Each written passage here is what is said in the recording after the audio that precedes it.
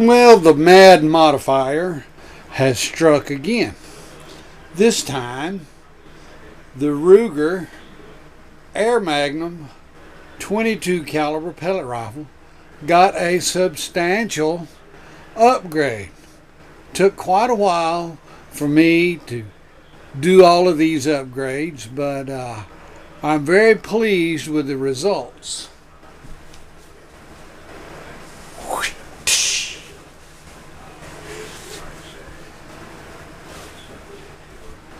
And there he is. He got a new scope. It's a 3 by 12 by 56 millimeter, big optics, gather a lot of light for low light shooting. I really like that. And I found those scope eye cups and purchased one of those, and well pleased with the way that it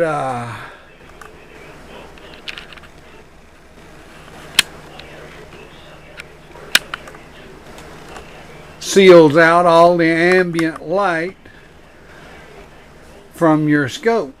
So no matter what kind of lighting condition you're shooting in, you have a very true sight picture from your scope. Now let's see, let's go to the front up here. I have did considerable work on the end of the barrel. First thing I did was removed the fiber optic sight. Took a little piece of wood and a little hammer after I removed the set screw, tapped it, came right off. I installed a compensator, which was not a bolt-on type replacement.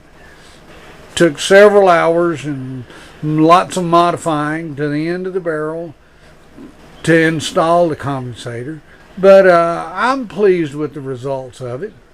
Next, we went and purchased a barrel mount tripod. This was the hardest thing for me to get because they kept sending me the wrong kind. Finally they got it right, got it on. I like the way it stabilizes the gun. It's got little feet that have runners on them, and I've installed a little piece of vinyl tubing on those metal little cleats to help stabilize the gun on smooth surfaces. I'll see if I can't get a little better shot of those in a minute. I'll try to do a close-up of all the modifications. Next, as you see, I did install a sling. Went to the website for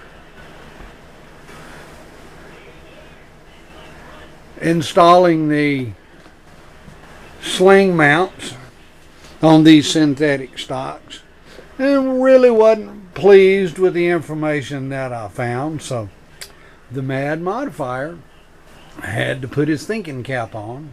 So I found me 2 pieces of wood, whittled them to size, placed them inside the stock, and epoxied them in place.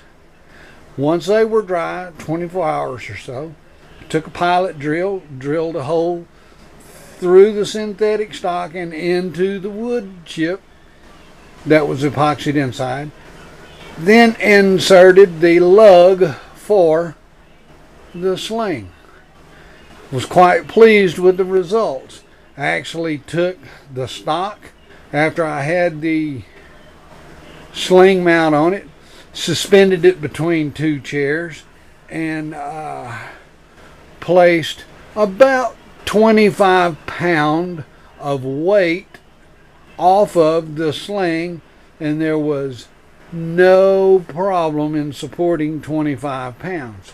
So the weight of the gun compared to the 25 pounds that I used to test the strength of the sling, proved to me that my installation was a success. And I'm quite happy with it.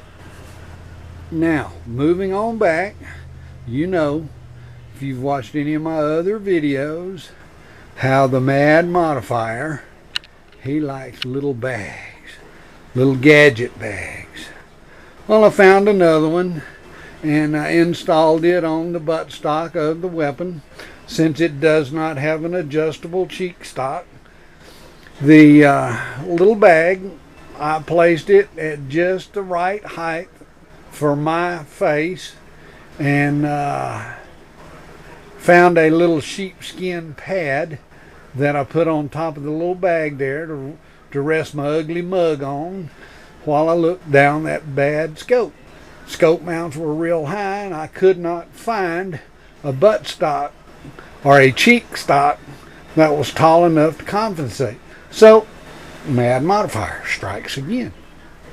And if you'll notice, on the end of the weapon, I have replaced the buttstock with a slip over cover buttstock. Inside of the buttstock, once you remove the cover, I'll show you this in a minute.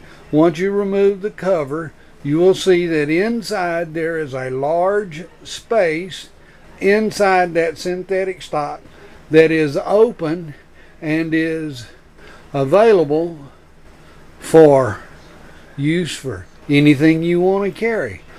I plan on putting together like a one-day type survival kit, a little combat saw, some matches, maybe a little pair of stainless steel folding scissors, maybe a couple of band-aids, you know, just some miscellaneous stuff that you might need in the field if you were ever out there and something happened to you. Well, you'd have it available to you right there on your weapon.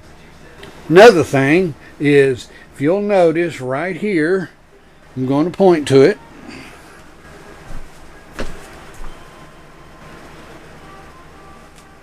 Right there, there is a screw-on cap.